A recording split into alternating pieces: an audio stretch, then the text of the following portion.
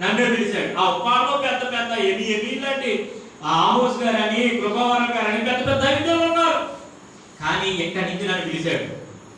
దేవుడి మహాకృపను బట్టి దేవుడు అద్భుతమైన కార్యం చేశాడు. అక్కడ చుట్టుపక్కల అంతా వర్షము, మీటింగ్ దగ్గర ఒక సినిమా పడకుండా చేశాడు. వెళ్ళినప్పుడు మేము తడిసి వెళ్ళిపోయా, ఒక జత బట్టలే. అక్కడికి వెళ్ళిన తర్వాత బట్టలు తడిచిపోయినా పాస్ గారు కంగారుగా ఒక జత బట్టలు కొనేసి పట్టుకొచ్చాడు. నాకు జీన్ ప్యాంట్ టీ షర్ట్ నాకు అలవాట్లేదు, కుట్టించుకున్న బట్టలు తప్ప ఈ జీన్ ప్యాంట్ టీ షర్ట్ ఎప్పుడు వెళ్ళాను. ప్రభా మరి ఏదో పర్లేదు, మరి ఒక వైట్ షర్ట్ బ్లాక్ ప్యాంట్ దగ్గర వేసేసి వెంటనే స్టేజ్ ఎక్కిన వెంటనే ప్రభా నువ్వు ప్రార్థనలు ఆలోచించేవాడు కనుక ఈ చుట్టుపక్కల వర్షంతో తడిసి వచ్చాం. ఇక్కడ బోల్డ్ కార్యక్రమం, చాలా ఆలోచన కలిగి ఉన్నాడు దైవజనుడు. ఆత్మల రక్షణ కొరకు, ఆత్మల పంట కొరకు, ఆత్మల దాహం కొరకు తపన పడుతున్నాడు. నీ పని కొరకు కష్టపడుతున్నాడు. ఈ మీటింగ్ ఈటింగ్ అయ్యే వరకు ఒక సుఖపడడానికి వీల్లేదు. యేసు నామములో ఆకాశ తూములను ఆపమని ప్రార్థన చేస్తున్నానని చెప్పాను. ఏరియా మనవాడి స్వభావం కలిగిన వాడే. ఆయన ప్రార్థన చేస్తే ఆకాశం నుండి వచ్చే వర్షం ఏమైపోయింది? ఎన్ని రోజులు చెప్పంటారా? వింటాం కానీ వదిలేస్తుంటాం కాదు. ఈరోజు పట్టుకోరు. దేవునికి స్తోత్రం. ఆలకిస్తున్నారా, ఆలకిచ్చేస్తున్నారా? మీరు చూస్తాను ఈరోజు మొదటి రోజు కాబట్టి జాగ్రత్తగా నా వైపు చూడండి, ఎర్రగా చూడండి. నేను ఇద్దరులాగా కనబడతాను. నిద్ర వస్తే, నిద్ర రాకపోతే ఒకలాగే కనబడతాను. అదే నీకు సూచన.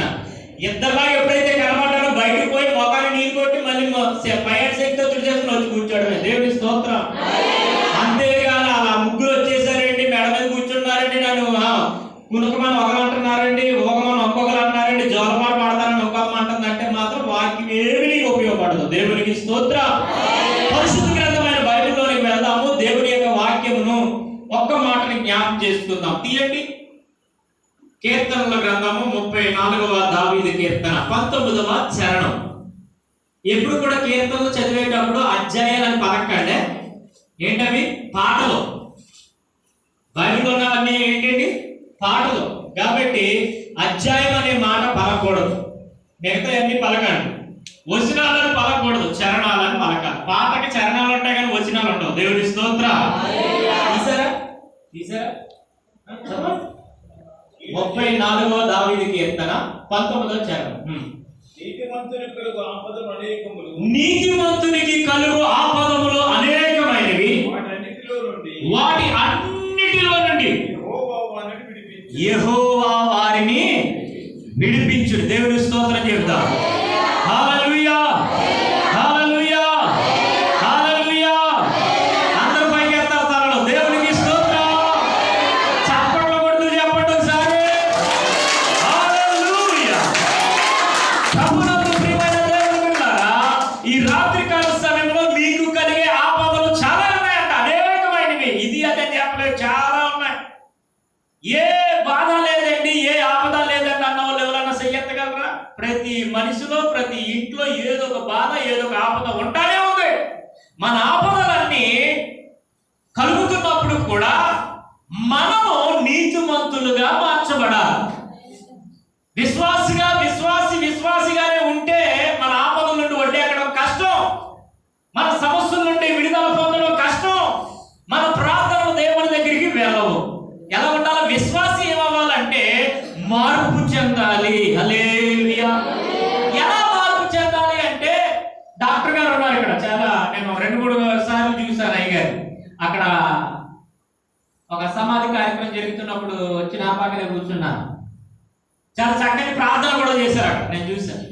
కనుక ఆ డాక్టర్ గారికి తెలుసు, ఏదైనా చిన్నది, ఏదైనా ఒక సమస్య వెళ్తే ఆ సమస్య ఏ గ్రేడ్ లో ఉంది, అసలు ఏ స్థాయిలో ఉందని తెలుసుకుని దానికి తగ్గ స్థాయిని బట్టి ఏం చేస్తారు? మెడిసిన్ ఇస్తారు కదా.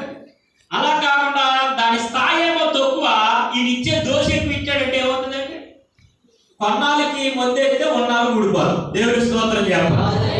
ఏమండి డాక్టర్ గారు? అదేనండి, కొన్నాళ్ళకి ముందేమంటే కొన్నాళ్ళకే ముందేయాల. ఏం చేస్తారు మన వాళ్ళు అప్పట్లో? కొన్నాళ్ళకి వస్తే ఏం చేయాలా? కొన్నాళ్ళకి అంటే తెలుసు మీకు? ఏమంటే తెలుసండి? నాలుక ఆపితే 4 రకాలు ఉంటుంది. ఇంత ఆకాశం నుంచి ఏదో ఒక నక్షత్రం ఏర్పడినట్టు ఉండదు. అంటే మీకు తెలుసో లేదో చెప్తున్నాను మరి. ఓకే, దాన్ని ఎప్పుడైనా కొన్నాళ్ళకి వచ్చిందంటే మా అమ్మమ్మ ఏం చేసిందంటే నోట్లో 2 ఏళ్ళు ఎలా పెట్టేసి ఉప్పు పట్టుకుని ఇలా నొక్కేసింది ఆ శివరాం, ఉప్పు కొని అట్టుకొని. ఇంకేమో లేదు, ఇప్పుడేంటి డాక్టర్ దగ్గరికి వెళ్ళడం, దానికి ఒక స్పెషలిస్ట్, దానికి ఒక మెడిసిన్, దానికి ఒక దత్తాంతం, చాలా రకరకాలుగా ఉంటున్నాయి. కానీ అప్పుడు ఇప్పుడు మనం చేస్తా లేదు. కానీ దేవుడి వాక్యము ఎప్పుడైనా ఒకేలా ఉంటుంది. దేవుడి స్తోత్రం చెప్పాలి.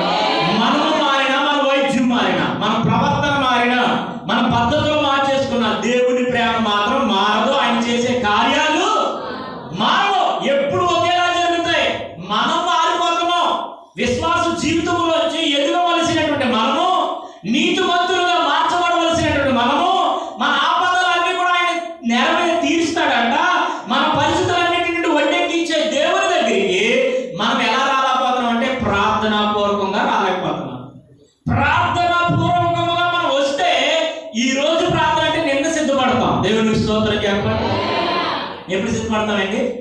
రేపు ప్రార్థన అంటే ముందు రోజు సిద్ధపడతాం. ప్రభువా, ఆ మందిరానికి నేను వెళితే ప్రభా నేను ఎదగడం ద్వారా నాకు ఉపయోగకరమా, నీకు ఉపయోగకరమా అని అడగాలండి ఇంటి దగ్గర. ఎవరికి ఉపయోగం? మా నిద్ర, నీకు కాదు, నాకు కాదు, మా పాత్ర గారికి ఉపయోగం అనుకుంటున్నావా? చెప్పండి చెప్పండి. మీరు రావడం వల్ల ఎవరికి ఉపయోగం? చెప్పన్నారా? ఏంటి ఉపయోగం? బాగా చెప్పారండి. మాకే ఉపయోగం అన్నారు. ఏంటి ఉపయోగం? ఒకదాన్ని చెప్పేసి రెండో దాన్ని సైలెంట్ ఉండకూడదు చెప్పాలా. అందుకే నేను ఎక్కడికి వెళ్ళినా నిత్య విద్యార్థిగా ఉంటాను ప్రభా, దేవుని దగ్గర తీర్మానం చేసుకున్నా. నాకంటే చిన్న పాస్టర్ గారు వాక్యం చెప్పినా వింటాను, నాకంటే పెద్ద పాస్టర్ గారు చెప్పినా వింటాను, నా సంఘంలో విశ్వాసి చెప్పినా వింటాను. I am become a learner. అంటే నేను నేర్చుకునేవాడిగా ఉన్నాను ప్రభా, నేను నాకు నేర్పించిన ఆయన అని అడుగుతాను. మీరు కూడా అలా అడగడానికి ఇష్టపడాలి. ఎవరు ఇక్కడ నిలబడే ఏ పాస్టర్ గారు రూపాన్ని చూసి మీరు మోసపోవద్దు. ఈరోజు నేను అవుట్ వచ్చాను, రేపు ఇంకొకరు రావచ్చు, నాకంటే అందగారు రావచ్చు. ఎవరు వచ్చినా వాక్యం మాత్రం దేవునిది. చెప్పండి, ఎవరిది? దేవుని నోటి నుండి వచ్చే వాక్కు తప్ప ఇక్కడ ఎవరు మాట్లాడినా కూడా దేవుని నడిపింపు లేకుండా మాట్లాడితే మాత్రం వాక్యం ఎందుకు మనకు ఉపయోగకరమో ఉండదు. ప్రియులారా, ఇక్కడ అందుకే అంటున్నాను, వాక్యము మన దేవుని సన్నిధికి వెళ్తే మనకెందుకు ఉపయోగము అంటే, ఒక దినము ఆయన సన్నిధిలో గడిపితే ఎన్ని దినాలు ఇచ్చేస్తాడంట ఆశీర్వాదాలు? ఏంటండి అనంటే 1000 అనంటే 1000 దినాల ఆశీర్వాదం. ఈ మాట పట్టుకోండి. నాకు ఎందుకు ఉపయోగం అంటే ఎవరైనా లేదంటే నిజంగా 1000 దినాల ఆశీర్వాదం. ఒక దినం గడిపితే చాలా అంటున్నాడు కదా, ఒక దినం కూడా కాదు, మనం ఒక పూట గడుపుతున్నాం. దేవుని స్తోత్రం. ఒక రోజు కాదు, ఒక పూట గడిపి వెళ్ళిపోతున్నాము. ఈ మొట్టమొదటి రోజు 1000 దినాలు కూడా 30 రోజులు 8,000 కూడా వేస్తారు. హల్లెలూయా. కనుక దేవుని బిడ్డలారా, ఈరోజు దేవుని యొక్క వాక్యం అంటుంది, ఆ నీతిమంతులకు కలిగే ఆపదలు అనేకమైనవి, అనేకమైనవి. ఈరోజు మేము వస్తుంటే ఓ లారీ వాళ్ళు వెళ్ళిపోతున్నారు మా ముందు నుంచి.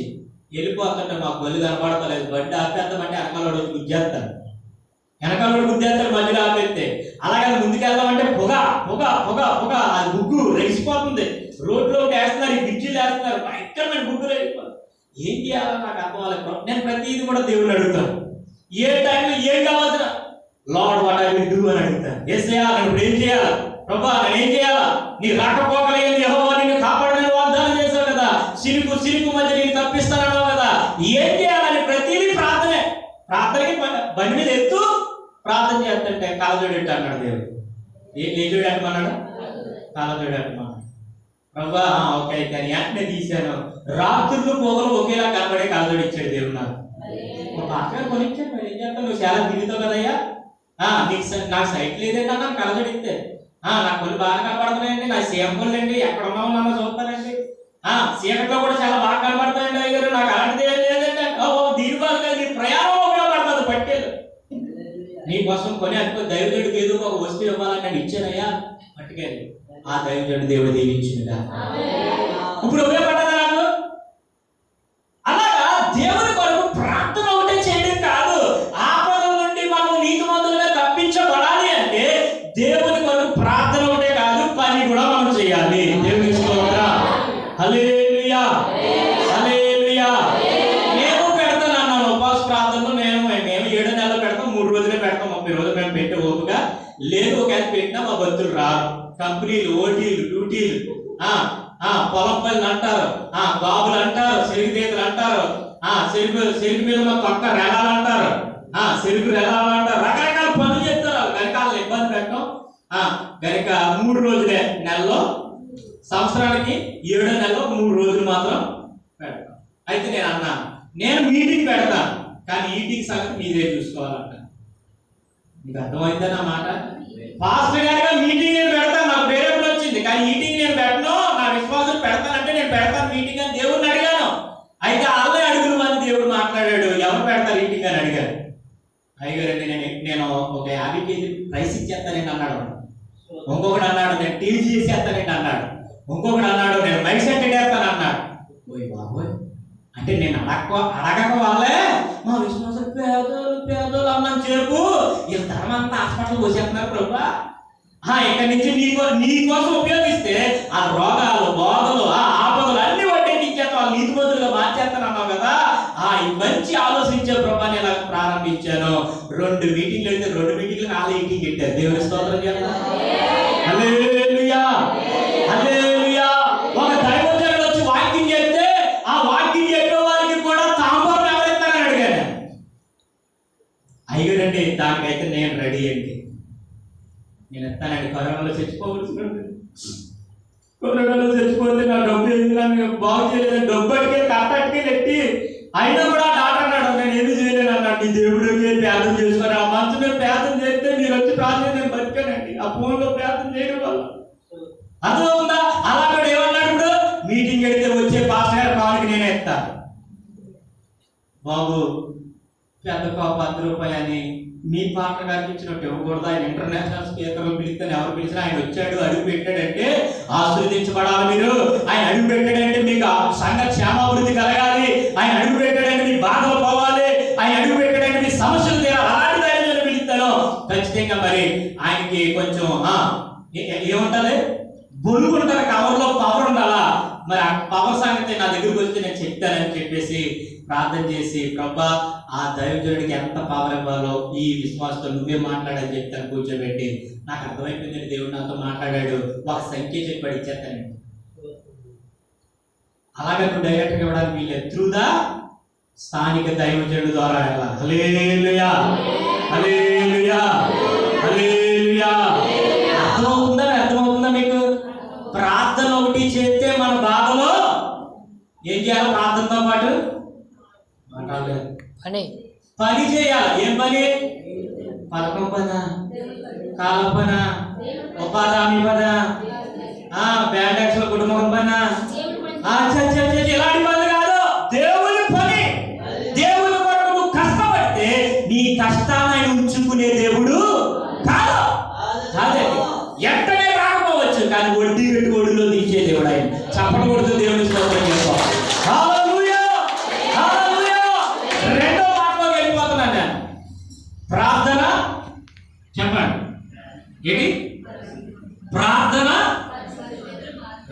ఏం చేస్తాయి? నీతిమంతుడికి కలిగే ఆపదల నుండి ఒడ్డెక్కిస్తాయి అనండి. ఒడ్డెక్కించే దేవుడు మన దేవుడు. నీటిలో వదిలేసి వాళ్ళు ఉన్నారు చాలా మంది, మన దేవుడు అలాంటి కాదు. మధ్యలో వదిలేసి వాళ్ళు ఉన్నారు. మన కొట్టాములే మనకు ఆపద వస్తే నెమ్మదిగా వెళ్ళిపోతుంటారు, నీళ్ళు దాటి వెళ్ళిపోతుంటారు. కనబడితే ఏం అడుగుతాడు అని. మనుషులు లాంటి వాడు కాదు ఆయన, మనిషి యొక్క ఆలోచన కలిగినోడు కాదు. మన దేవుడు నమ్మదగిన దేవుడు. చెప్పండి చెప్పండి, మన కష్టాన్ని అర్థం చేసుకునే దేవుడు. దేవుడికి స్తోత్రం, హల్లెలూయా. ఆయన మొట్టమొదటిగా మీకు 3 చెప్పాను. ఏంటంటే 1 ప్రార్థన, 2 ఉపవాసం, 3 వాక్యం. 2వది ఉపవాసంలోకి వెళ్తున్నాను నేను. మొదటగా ప్రార్థన ఒకటే కాదు, ప్రార్థన ద్వారా కష్టపడాలి కూడా. మన దేవుడి కొరకు పని కూడా చేయాలి. చేసిన పనిని దేవుడు విడిచిపెట్టే దేవుడు కాదు. ఫర్ ఎగ్జాంపుల్, అయ్యగారు ఇక్కడ రాలేదు, ఇక్కడ ఎవరికో బాధ్యత అప్పగించారు. ఒత్తుల్లోకి దేవుడి మందిరం మూసేసి ఉంది, తాళం అడుగో, తలుపు తీసో, అన్ని తీసో, అరేంజ్ చేసో. ఇక్కడ ఏది ఒకసారి ఇది మా ఇల్లు అయితే ఇలా ఉంటుందా అనుకుని ఇమ్మీడియట్ గా గబగబ ఏం చేస్తుంటావు? ఏం పట్టుకోవాలా? నీకు చెప్పకుండా చేసావు చూసావా? దైవజనుడు కూడా చెప్పకుండా చేసావు చూసావా? నీవు ఎలా చేసావు? ఇష్టపూర్వకంగా చేసే చూసా ఆ పనిని చూస్తాడు దేవుడు. వెంటనే నీ ఇంట్లో ఒక అద్భుతం, ఇక్కడి నుంచి వెళ్ళేటప్పుడు అక్కడ అద్భుతం జరుగుతుంది ఇంట్లో. నువ్వు ఇష్టపూర్వకంగా చేయాలి దేవుని కోసం. చెప్పితే చాలా మంది చేస్తారండి. రోడ్డు అటు పోయే వాళ్ళు కూడా పిలిచి అమ్మ సీట్ రాడించామంటే ఎవరు రాడించేస్తారు. కాదు కాదు కాదు, మన ఇల్లు. ఏ ఇల్లు ఇది? ఎక్కడున్నాను చెప్పు, మన ఇల్లు ఇది. సొంత ఇల్లు ఉంది. అందుకే 4వ పాట రాశాను. తాత్కాలికమైన ఇల్లు తల్లి గర్భం, అద్దిల్లేమో మనం కట్టుకున్న ఇల్లు, పునాదులు గల పట్టణం సొంత ఇల్లు, పరలోకంలో ఉందని సుందరం అనే బంగారం అనే ఇల్లు. దాని మీద పాట రాశాను.